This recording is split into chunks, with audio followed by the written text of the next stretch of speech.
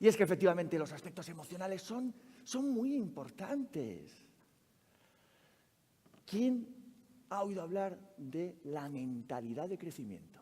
Que levante el brazo. Nadie, ¿eh? A mí me sorprende.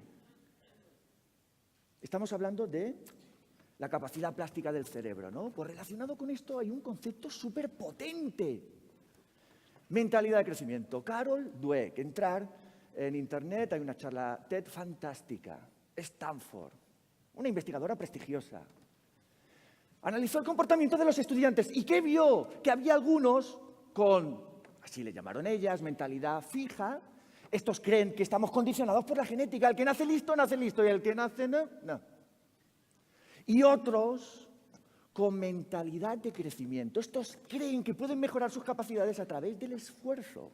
Importante esto en deporte, ¿no? ¿Y qué vio Carol Dweck? Que estos estudiantes con mentalidad de crecimiento eran más perseverantes. Ante un reto complicado no se venían abajo como los otros que querían salvaguardar su ego. Eran más resilientes, y no solo eso, sino que obtenían mejores resultados académicos. La pregunta que se planteó es, ¿y qué podemos hacer para fomentar esta mentalidad de crecimiento tan importante en el aula? Pues venga, sugerencias. ¿Perdón? ¿Primario? Pigmalión positivo, interesante. ¿Qué más? Muy interesante, ¿eh? ¿Qué más? ¿Que el resto no tenéis ideas? ¿Lo de participar qué? ¿Eh? ¿Cómo? Analizar, ¿no? ¿Cuáles son sus intereses? Interesante. ¿Qué más? Retos adecuados. Fantástico.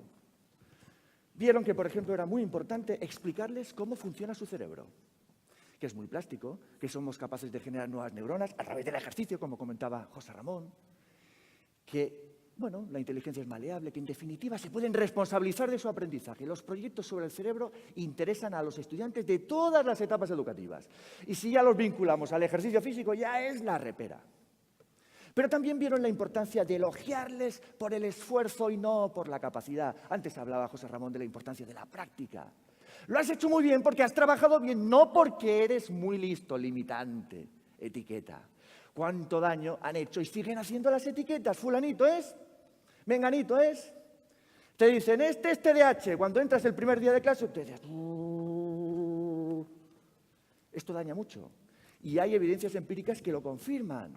Los famosos estudios de John Hattie han analizado más de 1000 metaanálisis, identificando 250 estrategias que inciden en el aprendizaje. Los factores emocionales son súper importantes.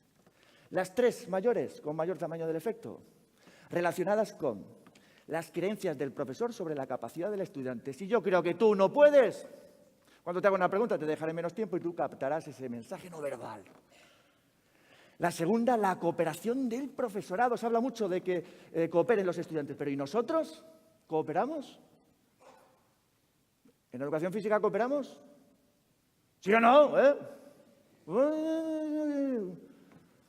Y la tercera, relacionada con las creencias del estudiante sobre su propia capacidad. Si yo creo que no puedo, condicionada por experiencias previas negativas. A mí un chaval de 8 años me llegó a decir, a mí siempre se me dieron mal las matemáticas.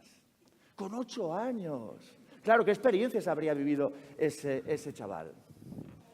Y fijaros, cuando vamos al laboratorio y les mostramos a los participantes imágenes que corresponden a contextos emocionales positivos o negativos, se analiza el cerebro y se les pide a los participantes que recuerden una información que observan los investigadores, que ante contextos emocionales negativos se activa la amígdala. ¿Os suena? Pero ante contextos emocionales positivos se activan zonas asociadas al hipocampo. Y además los participantes recuerdan mejor la información. ¿Qué te sugiere? ¿Qué te sugiere? ¿Cómo? Hacer comentarios positivos. ¿Qué más? Fantástico. Fomentar experiencias satisfactorias. Experiencias satisfactorias. En definitiva, la importancia del clima emocional positivo en el aula, que se genera desde el primer día. Quizás en educación física se tiene más asumido, pero en otras los contenidos curriculares es lo importante y el primer día ya, cuando las investigaciones nos están hablando de la importancia del vínculo.